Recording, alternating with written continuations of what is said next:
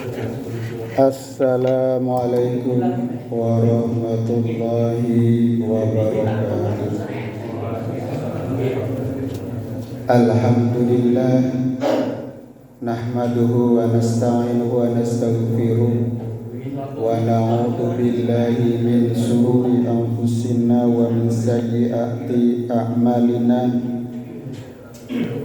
May yahdihillahu fala mudilla lahu wa may yudlilhu fala hadiyalah. Asyhadu an la ilaha illallah wahdahu la syarikalah wa asyhadu anna Muhammadan abduhu wa rasuluh la nabiyya wa la rasula ba'da. Amma ba'du, puji syukur alhamdulillah kita panjatkan kehadirat Allah Subhanahu wa taala atas segala nikmat dan karunia-Nya. Pagi yang cerah, pagi yang mulia, pagi yang berkah, kita bisa berkumpul memenuhi panggilan Allah dan menanggalkan kenyamanan kita untuk melanjutkan sehari,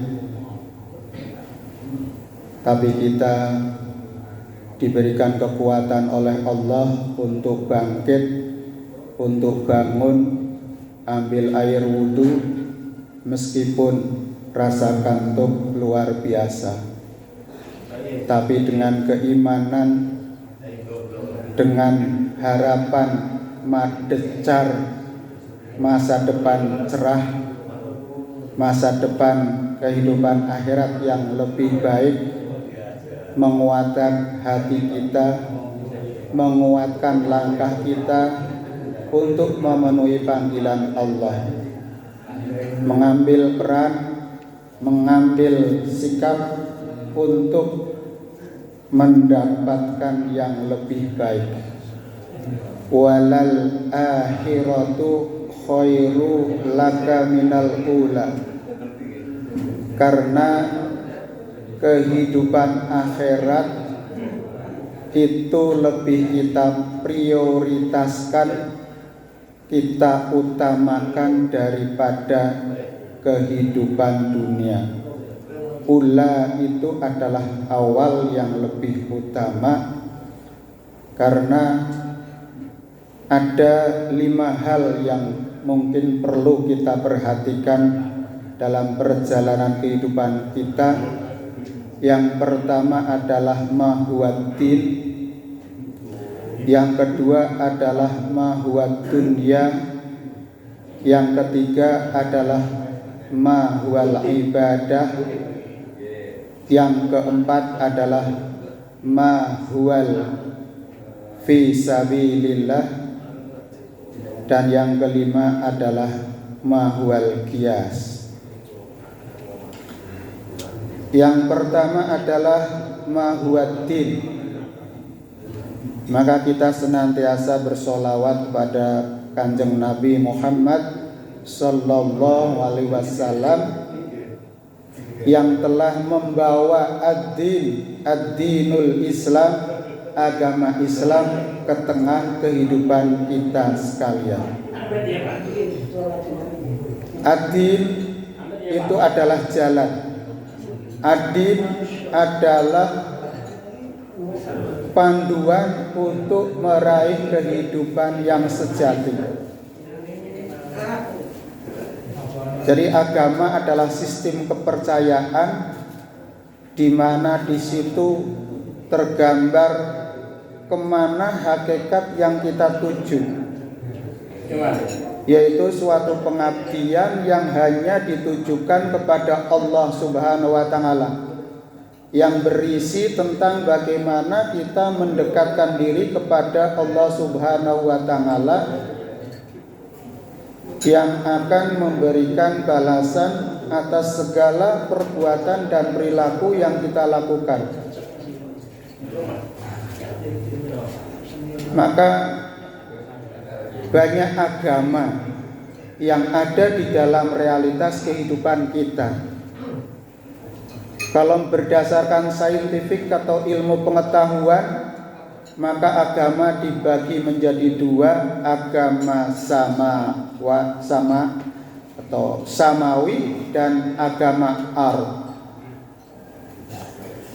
Agama samawi adalah agama yang diturunkan, diwahyukan oleh Allah Subhanahu wa Ta'ala, yaitu ada 3, Yahudi, Nasrani, dan Islam. Ini ada bodyguard yang membawanya, yaitu para nabi dan rasul yang membawa agama ini ke tengah-tengah kehidupan. Ketiga agama ini adalah hakikatnya adalah satu paket, yaitu agama yang membawa keselamatan, yang mengesahkan hanya Allah Subhanahu wa Ta'ala sesembahan yang harus disembah. Dan itu dengan adanya ajaran Islam, maka ajaran dari Nabi Adam sampai Nabi Muhammad SAW menjadi satu paket yang sudah sempurna, sehingga dengan diutusnya Kanjeng Nabi Muhammad SAW, semua ajaran itu sudah lengkap. Al-yauma akmaltu lakum dinakum wa atmamtum lakumul islamadina. Jadi dengan diwahyukan atau diutusnya Kanjeng Nabi Muhammad SAW, maka Islam itu menjadi rahmatan lil alamin, menjadi rahmat semesta alam. Dan kepercayaan ini hakikatnya sama, mengajak untuk bertauhid kepada Allah, hanya Allah lah. Qul huwallahu ahad, katakanlah Allah itu adalah Esa, Ahad, satu. Tidak ada duanya di semesta alam ini. Tuhan itu hanya Allah saja. Sehingga kita tidak boleh memalingkan sedikit pun untuk beriman kepada keyakinan-keyakinan yang lain. Maka diutusnya Nabi ini adalah untuk meluruskan paham-paham sebelumnya, di mana di Yahudi ada menganggap Uzair sebagai Tuhan.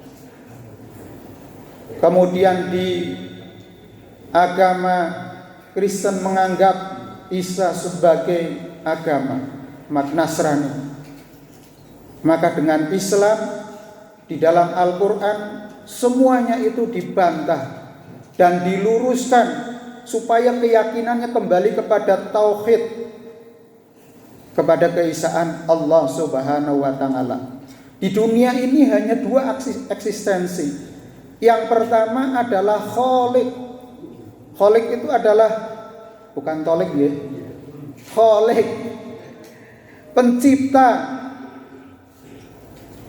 Yang kedua adalah makhluk. Semua yang ada di alam ini adalah makhluk ciptaan Allah. Jadi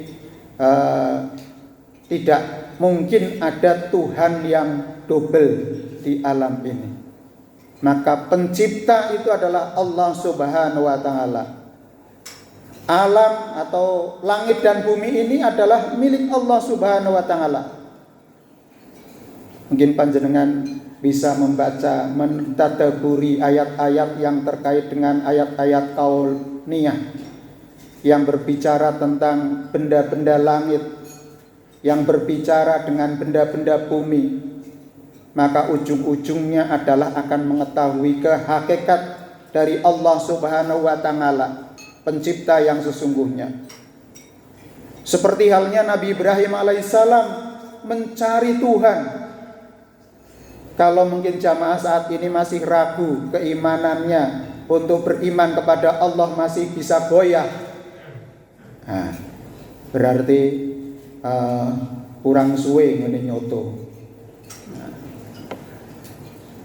Maka day to day, hari demi hari kita harus makin kokoh keimanan kita kepada Allah. Kita terus dituntut untuk belajar, mengkaji, mencari hakikat kehidupan yang sesungguhnya, sehingga kita mendapatkan berkah dari usia kita. Jangan kita di akhir kita menjadi orang yang senior, keimanan kita menjadi keimanan anak-anak baru sekolah, di mana kita bertanya, lah dulu kemana saja? Maka kita harus senantiasa memperbarui jadidu imanakum, keimanan kita kepada Allah, supaya selalu grace, sehingga selalu cintanya itu menggebu-gebu kepada Allah Subhanahu wa taala. Maka memang harus senantiasa kita hadir ke majelis, ke ilmu, supaya kita tambah kapasitas kita, tambah keimanan kita, semakin yakin. Siapa saja yang naik mimbar maka undur, mangkola wala tandur mankola. Lihat apa yang dikatakan, apa konten yang disampaikan. Jangan lihat siapa yang berdiri di mimbar. Karena ad-din an-nasihah, seperti yang kemarin disampaikan oleh Ustadz Abel Wiguna. Jadi memang ajaran agama itu adalah sebenarnya merevisi perilaku-perilaku kita yang menyimpang, perilaku-perilaku yang negatif, sehingga agama ini akan menjadi pegangan bondelan kita, menjadi guide, petunjuk untuk kita sampai kepada mardotillah, apa yang kita tuju, yaitu keridhaan dari Allah Subhanahu wa taala. Nggih, prinsipnya buat din adalah agama nggih. Tapi ampun kesupen, agama yang diridhoi Allah adalah hanya Islam. Jadi agama bumi adalah agama yang dibuat oleh reka daya akal pikiran manusia. Dan di situ ada kelemahan-kelemahan. Karena manusia yang membuat tentu ada keterbatasan, terutama adalah terkait dengan akhirat. Seakan bahwa hidup di dunia itu ya hanya seumur jagung saja yang kita lalui saja. Kemarin saya ketemu seseorang di Klaten, itu umurnya sudah 98. Ditanya tetangga-tetangganya sudah tidak ada yang seusia itu. Ditanya berapa, apa yang dilakukan itu. Saya juga makannya ya nasi soma dengan yang lain. Istilahnya tidak ada istimewanya. Jadi bisa menceritakan dari zaman dal sampai wawu ya. Jadi mau udan awu atau udan biduk, udan watu, bisa menceritakan. Jadi agama samawi dan agama ard. Islam adalah agama samawi yang hanya memang dari Allah Subhanahu wa taala. Kemudian yang kedua, mahuwat dunia. Apa itu dunia? Ad-dunya balaghun ilal akhirah. Dunia ini adalah sebagai wasilah jalan untuk menuju Allah, tempat kita beramal, tempat kita mengembangkan potensi yang ada pada diri kita. Jadi potensi kita mungkin panjenengan merasakan dulu ketika ceprot lahir bukan siapa-siapa, tapi karena diasuh oleh orang tua kita, dididik, diberi asupan gizi yang cukup, sampailah seperti kita ini. menjadi Pak Tardi, menjadi Pak Kirno, menjadi Pak RW, menjadi Pak Wawan. Nah, ini adalah tumbuh kembang yang terus diasuh oleh kedua orang tua kita. Diberikan ilmu pengetahuan, disekolahkan. Akhirnya kita mengetahui apa-apa. Mengetahui ajaran agama kita. Mengetahui apa yang harus kita lakukan dan menghindari apa yang harus kita hindari untuk agar selamat. Mengetahui kita harus beramal, bahwa dunia ini adalah tempat kita beramal, tempat kita untuk mengembangkan potensi kita. Karena setiap diri kita harus dituntut untuk mengembangkan diri kita, termasuk keyakinan kepada Allah Subhanahu wa Ta'ala itu harus dikembangkan. Untuk berkembang bukan mempercayai yang lain, tetapi adalah untuk semakin mendalam keyakinan kita kepada ajaran agama Islam yang memberikan harapan, yang memberikan garansi untuk kehidupan akhirat yang lebih bahagia. Dan tempat beramal kita diberikan pilihan. Faman ya'mal mithqala dzarratin khairan yarah. Barang siapa yang melakukan kebaikan, dia akan dibalas lebih baik. Baik itu sekecil atom kebaikan yang kita lakukan. Demikian juga kita diberikan pilihan oleh Allah, wa may ya'mal mithqala dzarratin syarra yarah. Ini dalam surat Al-Zalzalah ayat 7 sampai 8. Bahwa apa saja yang kita lakukan, kejahatan sekecil biji atom, Allah pun akan membalas setimpal dengan apa yang kita lakukan. Dus dengan demikian maka kita diberikan pilihan untuk beramal.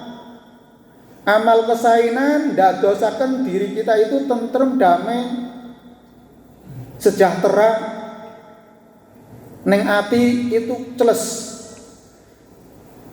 Tapi amal kejahatan, kejelekan membuat hati gundah. Dosa itu adalah sesuatu yang terbetik dalam diri kita. Apabila dimunculkan, diketahui orang lain itu kita jadi malu. Kecuali persoalannya adalah kalau kita sudah tidak punya kemaluan, sudah tidak malu lagi untuk berbuat dosa, kejahatan dan berbagai kemaksiatan. Ini sudah mukanya itu sudah muka gede. Maka kita harus selektif di dalam memilih amal-amal perbuatan kita yang strategis. Ustadz Widaryanto itu matur, nek beramal itu ya sing mentes. Karena usia kita itu terbatas. Maka golek sangu sing mentes-mentes.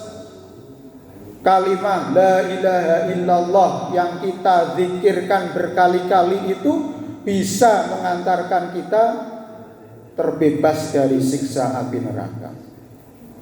Istighfar yang kita lafalkan tidak hanya 3 kali atau 33 kali, tapi sebanyak-banyaknya itu akan memberikan kita proteksi diri kita untuk bisa aman. Nggih, itu dunia nggih. Dunia niku tempat untuk kita beramal. Ya memang sebagian kita bisa melihat hasilnya. Tapi yang jelas saat memetik hasil itu kelak di akhirat. Saat ini adalah untuk mengembangkan potensi yang ada pada diri kita dan beramal sebanyak-banyaknya. Baik itu kuantitas maupun kualitas. Mari, monggo panjenengan pilih ibadah-ibadah yang bisa mendongkrak reputasi panjenengan kita semuanya untuk menjadi muslim yang sejati muttaqin. Yang ketiga adalah al-ibadah, mawal ibadah. Ibadah adalah suatu sistem bagaimana setiap orang itu mendekatkan diri kepada Allah Subhanahu wa Ta'ala. Jadi ibadah kita adalah untuk mendekatkan diri kita. Ada ibadah maghdoh dan ada ibadah ghairu maghdoh. Yang maghdoh tadi sudah kita lakukan, yaitu sholat 5 waktu atau sholat subuh berjamaah. Ini maghdoh. Yang tata caranya, kaifiyahnya, waktunya, tempatnya sudah ditentukan, yaitu sholat, puasa, haji. Nah, ini adalah sebagai ibadah maghdoh yang tidak bisa kita membuat rekadaya, tapi semuanya merujuk kepada apa yang dikatakan Nabi, apa yang disampaikan Nabi, dan apa yang dilakukan Nabi. Itu yang kita contoh. Kita tidak boleh membuat rekadaya ibadah sendiri atau ritual yang kita lakukan, tapi hanya nyontoh saja, ngikuti apa yang dilakukan oleh Kanjeng Nabi. Ibadah ghairu maghdoh ini adalah ibadah sosial. Apa saja yang kita lakukan untuk taqarrub, untuk mendekatkan diri kepada Allah, itu bernilai ibadah sosial atau ghairu maghdoh. Maka segala aktivitas yang kita lakukan, kebaikan yang kita lakukan harus kita iringi, awali dengan Bismillahirrahmanirrahim supaya beribadah. Tindak-tindak bar subuh niku Pak Eko niku panjenengan kedah medal saking dalem niku melangkah Bismillahirrahmanirrahim. Wah niku ibadah gampang. Mlaku-mlaku golek soto. Gandeng niki pun nyoto mungkin nggih. Mancing juga harus diawali bismillah. Di situ bisa tadabbur alam. Ya Allah, iwak iki pada menculat tapi ora enek sing nyantol ning pancingku. Iki sebabe apa iki? Nah, makanya pakannya itu harus pakan yang bisa bergizi tinggi atau MBG, bergizi sehingga ikannya itu akan datang ke pancing kita supaya tangkapannya besar. Nah itu ya ibadah kita harus semata-mata tertuju kepada Allah. Jangan karena pamrih golek reputasi ataupun sanjungan dari manusia. Itu kita harus bersihkan dari hati kita, bahwa kita beribadah hanya manungko pujo dumateng ngarsanipun Pangeran Allah Subhanahu wa taala. Nggih niku ingkang kaping 3 nggih. Kaping sekawan nggih menika fi sabilillah. Niki dugi jam pinten Pak Wawan? Dereng wonten jam 5 niki. Nggih. Nggih dereng jam 5 niki. Sesuk nek subuhe jam 3 jam 4 rampung. Lah niki gandeng jam sekawan nggih. Dereng genep jam 5 nggih, digenepke nggih. Fisabilillah. Ma huwa fisabilillah, yaitu jalan berjuang, berjihad di jalan Allah Subhanahu wa taala. Mau berdakwah, mau pendidikan, mau membela agama, membela negara, ini adalah fisabilillah. Saat ini mungkin konteks fisabilillah tidak sama ketika pada masa Nabi. Pada masa Nabi yang ada adalah mempertahankan akidah Islam. Karena rongrongan kafir Quraisy itu tidak KW-KW gitu. Rongrongan kalau sekarang mungkin ya seperti Israel Palestina ya. Nah, itu moncong senapan, moncong martir, kemudian senjata-senjata lapis baja yang siap menggilas kita. Kalau pada zaman 45 itu berjuang dengan bambu runcing, sementara lawannya adalah senapan listrik, ya, senapan otomatis. Itu karena kalau tidak karena lillahi ta'ala, berjihad, berjuang untuk menegakkan agama Allah atau mencapai kemerdekaan, sudah lemah. Maka itu harus punya tekad yang kuat. Nah diri kita juga pejuang-pejuang subuh ini adalah termasuk kategori berjihad. Kalau subuh itu cuma ada Pak Wito saja kan sayang. Bangun masjid apik-apik sing rawuh kur Pak Wito yang adzan. Maka kita ini adalah juga pejuang jihad fisabilillah. Memakmurkan masjid sholat 5 waktu itu berjuang. Inilah yang sehakikatnya yang kita miliki. Ini yang harus kita lakukan. Kalau subuh aja bisa, tentu sholat maktubah yang lain, 5 waktu sholat ini bisa kita lakukan. Maka sebenarnya monggo ibu-ibu juga kita ajak keluarga kita.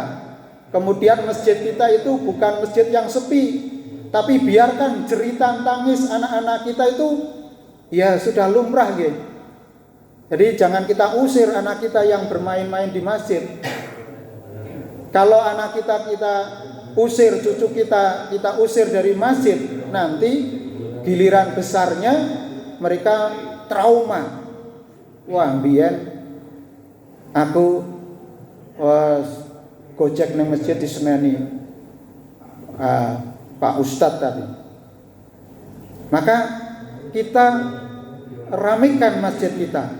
Kita datangkan anak-anak kecil. Jadi masjid kita itu adalah masjid yang inklusif. Bisa menerima saja, siapa saja. Ibu hamil pindah masjid, ya oke. Baik itu pada saat sholat 5 waktu maupun pengajian ataupun kegiatan majelis taklim, itu saya. Anak-anak kita ajak ke masjid juga saya. Piai-piai yang sudah senior, yang sudah sepuh, kita ajak ke masjid. Tentu ini sudah menjadi kewajiban, menjadi kebutuhan. Maka kita makmurkan. Maka ini adalah bentuk-bentuk jihad fisabilillah untuk memakmurkan masjid kita. Butuh menyisihkan waktu. Sekalipun sebenarnya kita tidak ada apa-apa yang kita lakukan di rumah kecuali nunggu waktu sholat saja. Maka ini kita prioritaskan. Kalau kita manajemen waktu kita baik, ya kita selamanya tidak akan datang ke masjid. Tapi kalau kita memprioritaskan kita itu banyak sekali kegiatan. Kegiatan membaca WA, membaca mungkin media sosial, itu waktunya begitu melimpah. Tapi giliran yang penting untuk kehidupan akhirat kita sisihkan, kita tinggalkan. Jadi kita tadi amal kita itu harus kita prioritaskan, kita utamakan. Sudah 452. Maka fisabilillah monggo kita berjuang dengan diri kita, dengan jiwa kita, dengan harta kita. Jadi piring-piring dan snack-snack ini yang itu adalah bagian dari jihad fisabilillah. Bi amwalikum wa anfusikum. Jadi dengan harta kalian dan dengan jiwa kalian. Maka ini adalah bagian dari jihad kita untuk taqarrub kepada Allah, untuk mendekatkan diri kepada Allah. Kalau kita lakukan, maka kita akan menjadi punya mental pejuang yang sejati, pejuang yang tangguh, yang insya Allah diridhai oleh Allah. Bila kita berjihad di tengah perjalanan, kalau kita mungkin takdirnya adalah meninggal ketika berjalan ke masjid, insya Allah dakhalal jannah, karena kita berjihad. Maka ketika kita keluar rumah, niatkan kita itu adalah fisabilillah. Maka tadi kita awali dengan bismillahirrahmanirrahim, agar apa yang kita lakukan itu mempunyai nilai ibadah, nilai pejuang yang diharapkan. Yang terakhir adalah al-qiyas. Mahwal qiyas. Ini terkait bagaimana kita setiap saat itu akan mengambil hukum, kita akan mengambil keputusan.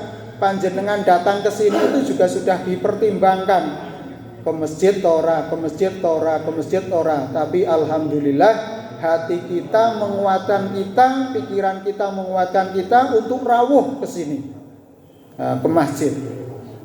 Karena ada harapan yang tinggi, yaitu pahala, kenikmatan yang saat ini kita rasakan maupun kenikmatan ukhrawiyah yang kelak akan kita petik.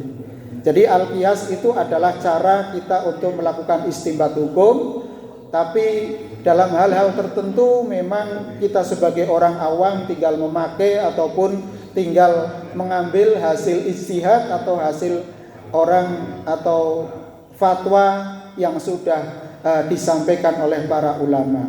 Maka ketika kita mengikutinya, tidak hanya mengikuti dengan taklid buta, tapi adalah dengan kita memahami sumber dan hukumnya, sehingga kita akan meningkat. Itulah 5 hal ataupun masalah 5 ini yang harus kita perhatikan pada diri kita sekalian, sehingga kita diberikan kepada Allah Subhanahu wa taala menjadi muslim yang sejati, muslim muttaqin yang sukses dunia dan selamat di akhirat. Mekaten kupat siram santen sedaya kelepatan kawula nyuwun pangapunten. Wassalamualaikum warahmatullahi wabarakatuh.